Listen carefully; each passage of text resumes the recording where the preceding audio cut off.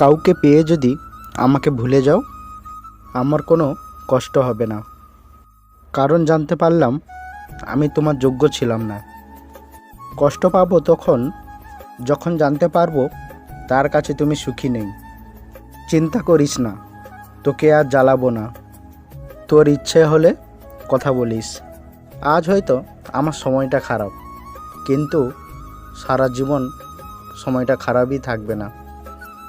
আমাকে আর খুঁজে পাবে না, কারণ আমি তোমার অবহেলার মাঝে হারিয়ে গেছি। আমার জন্য অন্য কারোর মন খারাপ হোক সেটা আমি চাই না। কষ্ট পাওয়াটা আমার অভ্যেসে পরিণত হয়ে গেছে।